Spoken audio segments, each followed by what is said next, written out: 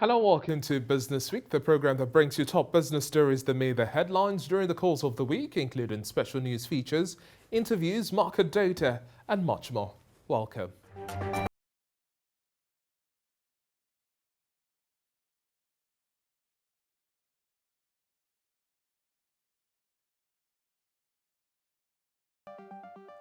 Here's the highlight of the biggest stories we tracked for you over the course of this week. On the local front, the federal government has taken delivery of over 656,000 prepaid meters under the phase scheme of the Central Bank of Nigeria-funded National Mass Metering Program.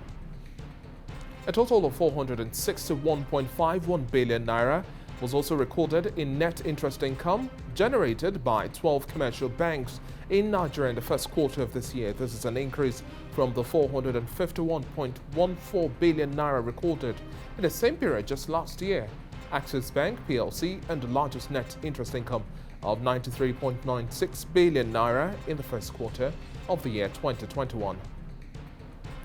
Nigeria also recorded a 75% increase in investment, rising from $4.81 billion in the first quarter of last year to $8.41 billion in the first quarter of this year. Bayelsa and Delta States emerged top investment destinations during the period, where Bayelsa State received the largest share of investment with $3.6 billion in mining and quarrying.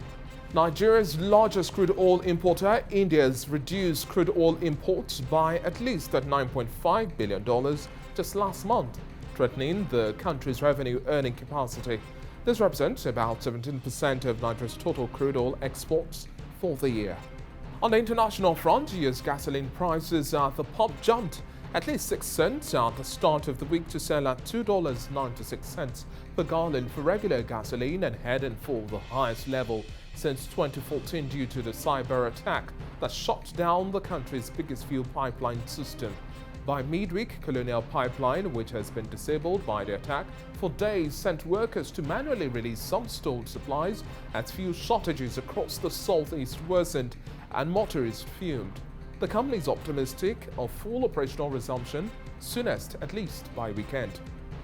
In the cryptocurrency now, Ethereum broke past $4,000 at the start of the week as well, climbing to a new peak for a third session in a row on bets it may just find new users lifting other digital currencies in its wake.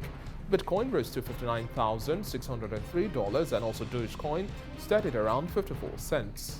In the United States now, Federal Reserve officials grappled with April's surprisingly weak employment growth, maintaining faith in the U.S. economic rebound, but acknowledging the pace of the job recovery may just prove choppier than anticipated.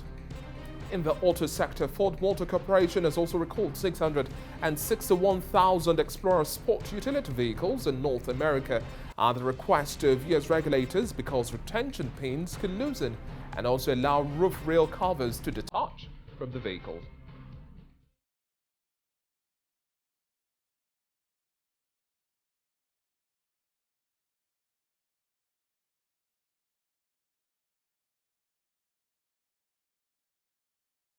Well, it's now time to bring you special packages by our correspondents. In this first report, the Minister of Transportation, Rotimi Amechi, inaugurated an 11-man panel of inquiry to probe the management of the Nigerian Ports Authority.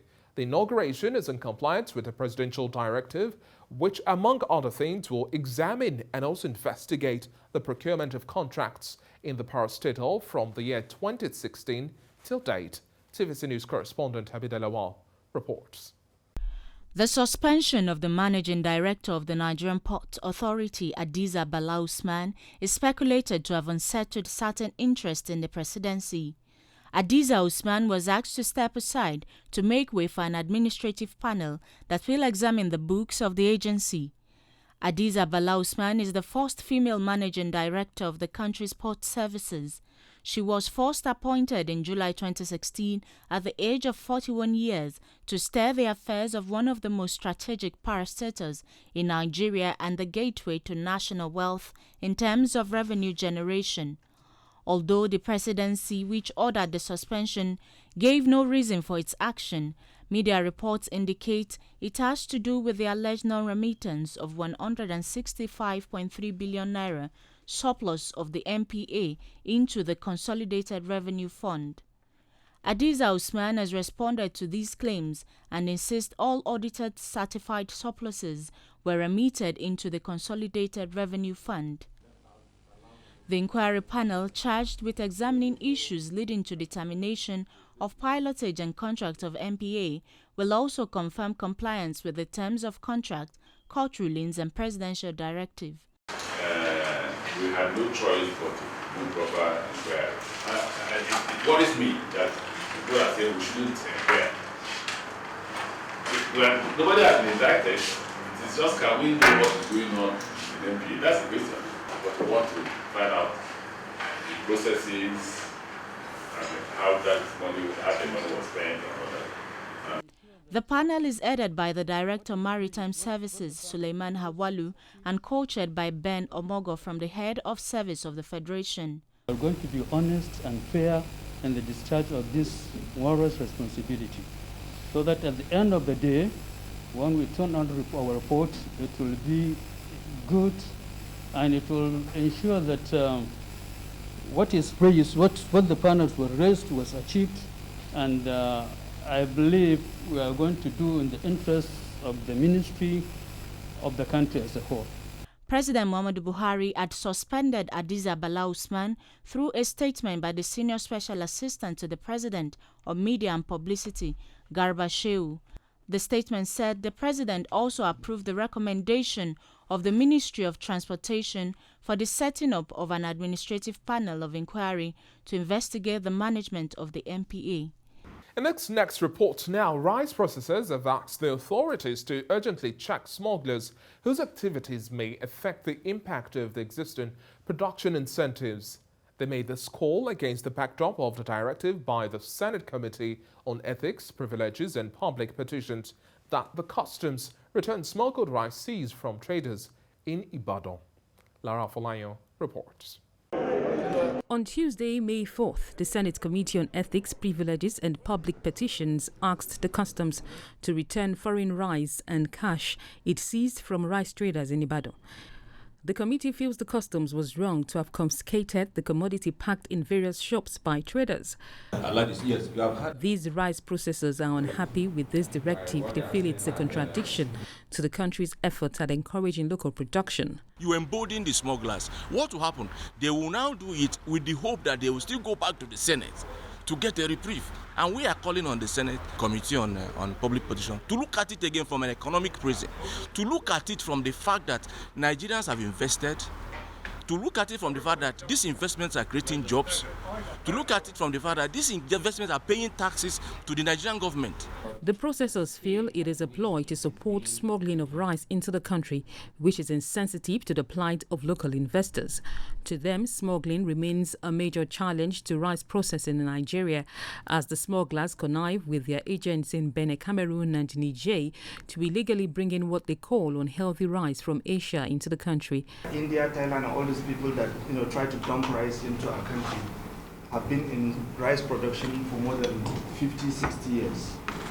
And it is proven that India sometimes would shut down some production sites simply because the rice is too much. The rice processors fear this development can shut down their businesses, leading to unemployment and worsening poverty if not quickly addressed. The rice processors also complain that existing intervention efforts by government has limited reach and would want them expanded so more players can benefit. India is giving 70 million farmers access to this, and there are maybe 75 million farmers. You can see the difference. In Nigeria, we have 6 million, 7 million farmers, and only less than 500,000 are getting access.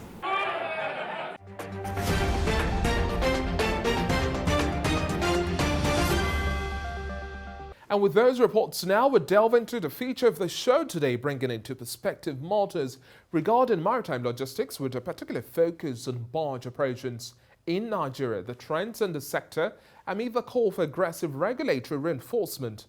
We have details of this conversation and much more after this break.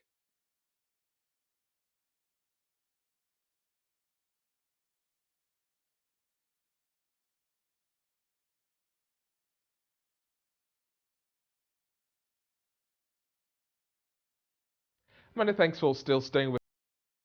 Now, let's deal with the crux of the matter of today's discourse. Barge operators in Nigeria are intensifying the call on government to tackle the menace of illegal barge operations in the country. There are growing concerns in the growing number of barge accidents and the attendant container losses on the waterways to substandard barges and jetties. Considering that Nigeria's 8,600-kilometer inland waterways stretches from Lagos to Port Harcourt and even up to the north, the need for regulatory oversight function to ensure seamless and effective cargo movement along the transport chains, reduce costs, as well as facilitate trade, hinged on the back of inter-agency collaborative partnerships to drive programs and projects that would change the nation's logistic chain, cannot be overemphasized. Well, joining me now to discuss the trends we've had in the barge sector in Nigeria and much more, I have the president of the Barge Operators of Nigeria, Edeme Kelekume. Thank you very much for joining us on the show today. Yeah, you're very welcome.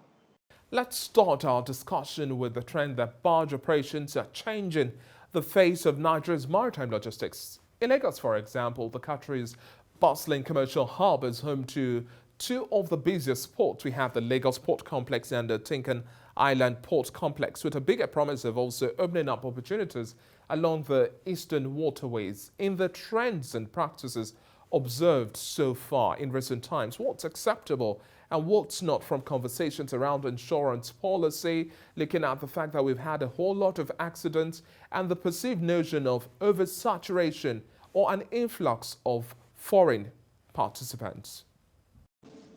All right, thank you very much. Thank you for having me on your program. You've mentioned three very key important things regarding what is acceptable and what is not in this emerging, growing barge industry. You've talked about insurance, you've talked about foreign players, you've talked about, I think you talked about accidents on the waterways. I'll start with insurance. So as a body, one, we have finalized, we're almost finalized a type of group insurance policy for all our assets that are operating on the waterway. So this covers the goods, this covers the crafts, this also covers third parties that you would occasionally have issues with on the waterways. This is very important because the value of the cargo that is being moved on the waterway is quite significant. And every single item you see on the waterway is quite expensive. So insurance plays a very key and a vital role for operations, which is why we encourage as much as possible all players in the space to come under the umbrella of one, so that that policy covers all players that are in the sector. On the issue of accidents, it's quite unfortunate that we've had some recent mishaps, which fortunately were not members of our association, where mostly quack operators that just jump on the waterways, and you begin to ask yourself, how did they get access into the ports to load their cargo? How did they get jetties approval to be able to operate?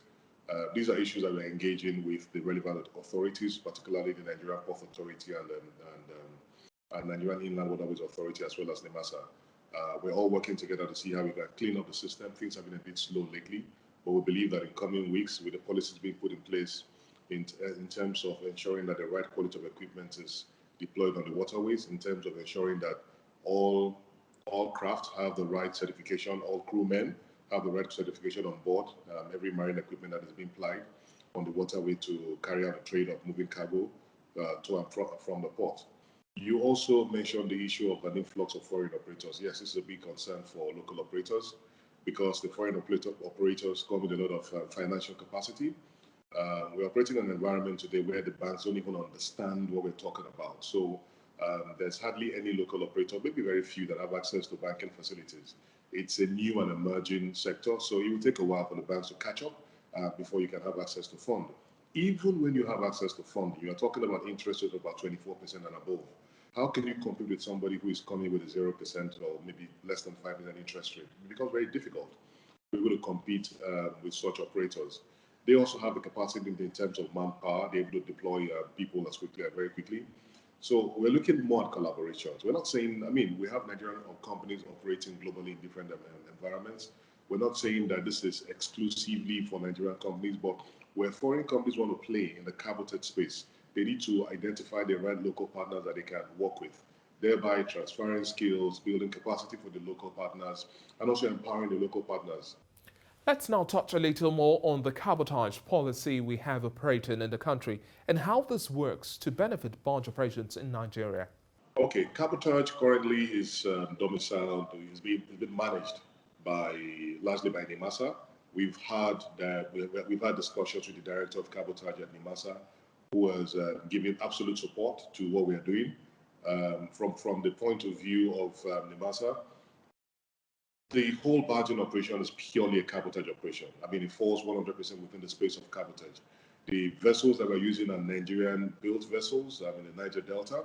The people that are manning these vessels are purely Nigerians. The owners of these vessels are Nigerians. So it's a purely cabotage operations. Recently, the government has granted approval for some level of some kind of disbursement on the cabotage fund that has been in place for a while now.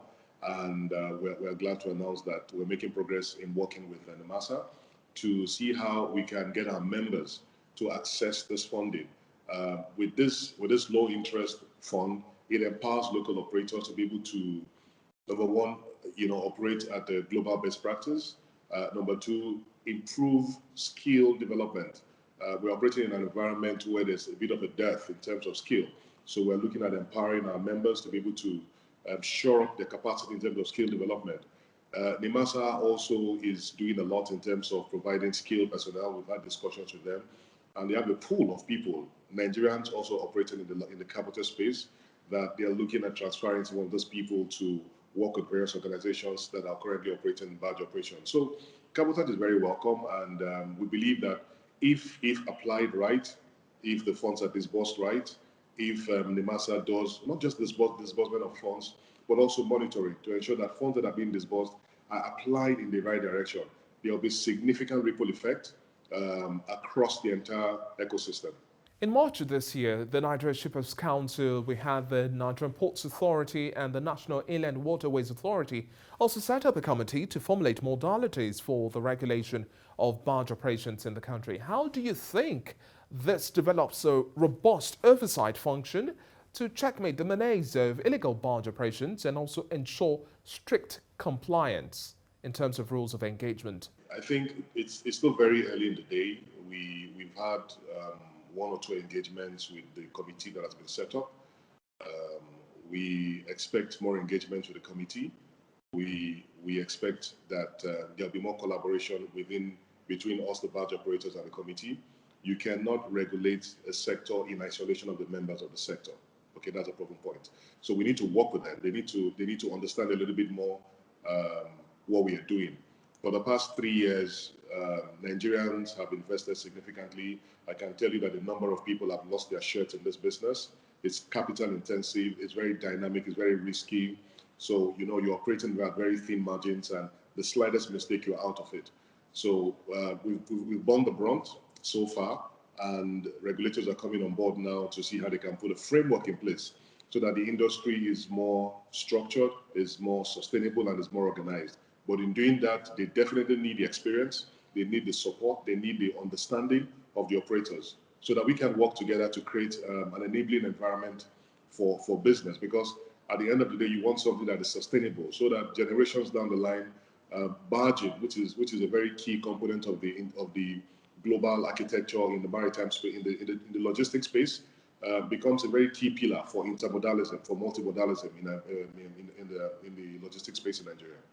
How critical would you now say it is to get things right on time in terms of irregularities in barge operations, ranging from the specifications to loading, insurance policies, and also night patrol operations, among many other things? The quest for sanitizing operations cannot be overemphasized, looking at the menace of unseaworthy barges and also jetties. The terminal operators play a very key and fundamental role in ensuring safety and sustainability of the industry. Today, the terminal operators are not doing well enough. A few of them started very well, gave a lot of support to barging industry, but there's been a lot of changes in recent months, which is not very encouraging. Some terminals now impose very huge levies, as much as 20 million naira that should be deposited with these terminals before a barge operator can call the jetties. A barge is not different from a truck. It's just to come and pick up a container. So I think such anti-progressive measures should not be encouraged. You have some terminals who are insisting that you must come with an import containers. You must have import containers to pick up before you can bring in your export cargo to the port. We are operating in an environment today where the government has clearly recognized the fact that the days for oil dependence on oil by the Nigerian government is numbered, and we're looking for the new oil, and that is export. So we have a lot of commodities that have been exported from the country, yet some terminals are not given the right support to encourage exports into the country. Every import we receive today into the country is an export from some other country. So there must be a concerted effort both by government and the terminal operators to encourage export as a policy for sustainability for Nigeria. Terminal operators are also not creating a level playing field for all barge operators. So long as you've been licensed by the Nigerian Port Authority to apply the trade of barge, there shouldn't be restrictions and favoritism by terminal operators. What we see happening today is that some terminal operators are becoming barge operators, where they give undue advantage, which is anti-competitive, okay, to their barge subsidiaries. To what extent now do you think moves by the NPA to improve access into and also service delivery at the Lagos Port Complex and the Tinkan Island port, such as the imposed 14-day suspension of export receipts at both ports and all satellite truck parks with effect from March the 22nd this year, yield robust results that would sustainably last? Yes, the suspension is over, but do you think this is enough? The biggest bottleneck for export in Nigeria is logistics. A couple of years ago, we had cocoa rotting at various jetties, cocoa rotting on the road in trying to access the port. Today, we have not cocoa rotting on the road, but cocoa rotting at jetties because the terminals will not grant you access to bring in the export. And thousands of, if not millions of dollars is being lost because by the time your export commodity gets into the international market, the quality is not up to standard with what they're expecting from neighboring African countries. Okay, and the foreign buyers, the global market, they don't recognize these local problems that we're having. So it's the onus and it's the responsibility of both the regulatory authorities, both the terminal operators, to work with all key stakeholders. Look, we need a multimodal approach. So as you're encouraging barge operations to move export into the port, you should also be encouraging rail to move export into the port and also the roads to move export into the port. As you are moving the export into the port, most times you're not going to go away empty. If there are imports to be moved out, the imports will be moved out. So there's no need for draconian policies that will hinder certain sectors of the economy. It needs to be a free market. It needs to be a level playing field. And at the end of the day, all stakeholders will find a place to coexist in the system. Wrapping up our conversation now, let's talk about the future of barge operations and the need for automation of port services in general. We clearly need to remodel the approach to technology application and also look at the conversation around technology transfer. We should work towards a system where more trucks are encouraged to fly out of Lagos in line with the state government's policy, and that will take the terminals out of the mainstream Lagos. We also see barges moving longer distance. We see an environment where you're going to have specialized barges. We expect that more products beyond containers will start moving on barges, petroleum products and oil and gas, start moving on the waterways. Look, in the US, for instance, about 50 to 60% of the cargo that moves into certain ports go through on the river, on the Mississippi.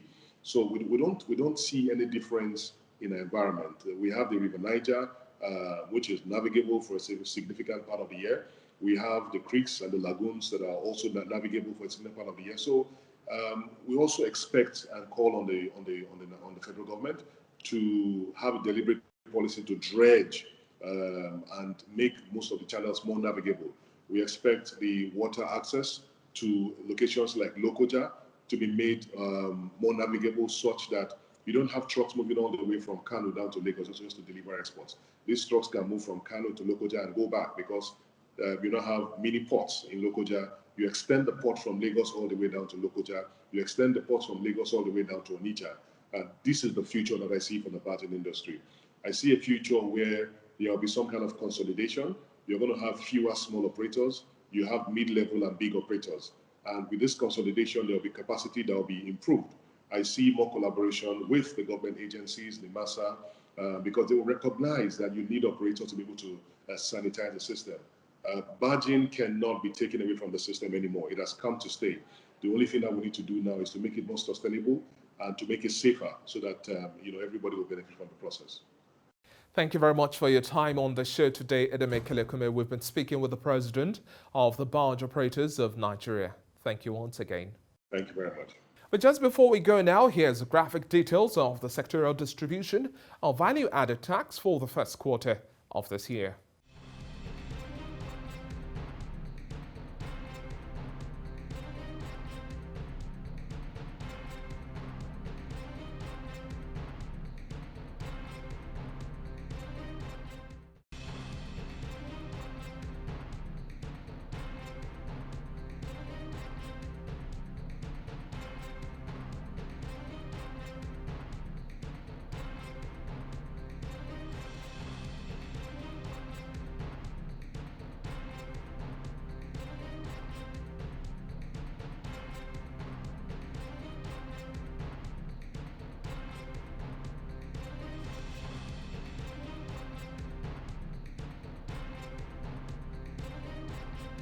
That's it on this edition of Business Week. Many thanks for watching so far. Do enjoy the rest of your weekend.